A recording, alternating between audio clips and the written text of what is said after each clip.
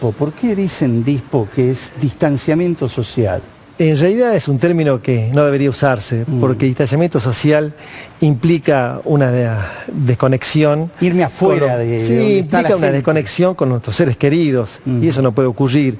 Uno debería hablar de distanciamiento físico, que uno mantiene la distancia física, pero no mantiene lo social, ¿no?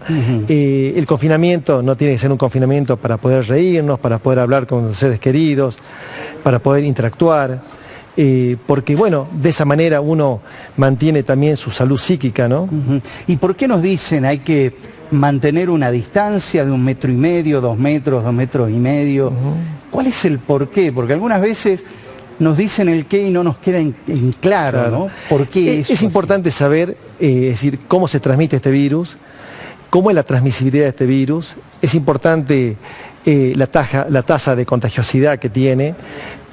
Para hablar de tasa de contagiosidad hay que saber algo de carga viral.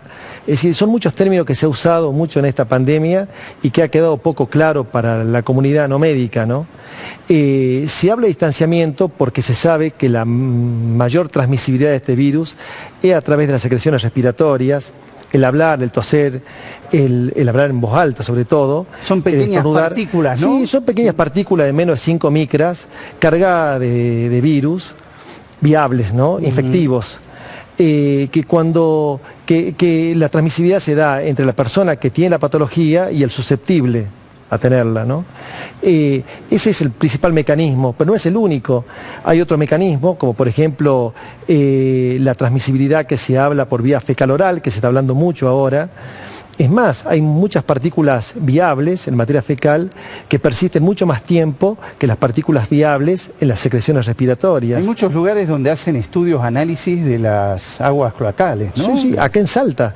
Acá en Salta el proyecto está a cargo de la doctora Verónica Rajal, una gran investigadora del CONICET, una doctora que está haciendo estudios de aguas residuales, porque se ha visto que este virus puede quedar viable, puede quedar infectivo en aguas residuales y puede ser un mecanismo de transmisión, no solamente fecal-oral, como ocurre con el virus de la hepatitis, sino también por vía fecal respiratoria. Y eso me puede permitir, si hago distintas tomas en distintos lugares, saber por dónde, ¿no? Puede estar transitando también el virus más allá de lo que sea sobre la superficie. Sí, así es, Gustavo. Eso también tiene un análisis epidemiológico para saber, no solamente se estudia el SARS-CoV-2, sino se estudia otros virus y otras bacterias, ¿no? Como por ejemplo rotavirus, dentro de los virus hepatitis A, Escherichia coli, salmonella y otras bacterias enteropatógenas.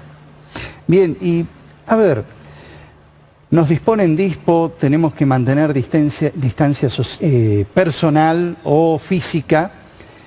¿Esto significa que no nos vamos a contagiar o que puede seguir habiendo contagios? Sí, eso disminuye la posibilidad de contagio. Este es un virus que tiene mucho dinamismo, que se aprende todos los días algo nuevo y que las verdades de hoy son las mentiras de mañana. Por tal motivo, aparentemente 1,5 metros a 2 metros, es decir, 6 pies, como catalogan en otros países, sería una distancia prudencial suficiente para que el virus, como es una partícula, como viaja por partículas muy grandes, que son más de 5 micras, caigan a la superficie. Y es muy importante saber que cuando cae a la superficie puede tener viabilidad, puede tener infectividad sobre superficies inertas, por ejemplo, vidrio, cartón, madera, etcétera, ¿no? Pero el virus Gustavo, tiene lo que se llama tasa de deterioro. Necesita una célula viva para poder replicarse. Eso significa que en una superficie inerte es posible que el virus esté, pero a lo mejor no sea viable, no sea infectivo. Eso se estudió.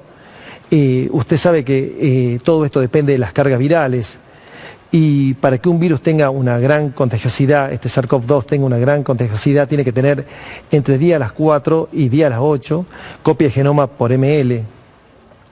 Y se ha estudiado este virus en ambientes cerrados, por ejemplo en baños, por ejemplo en habitación donde se cambian los elementos de protección individual, y tienen entre 19 y 20 copias por metro cuadrado.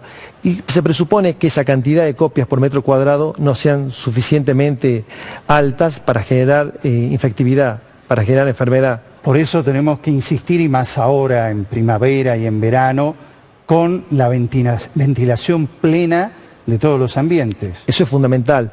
Mire, usted habrá escuchado, ahora todo el mundo escuchó sobre la nueva ola o nueva oleada que hay en Europa y en el hemisferio norte.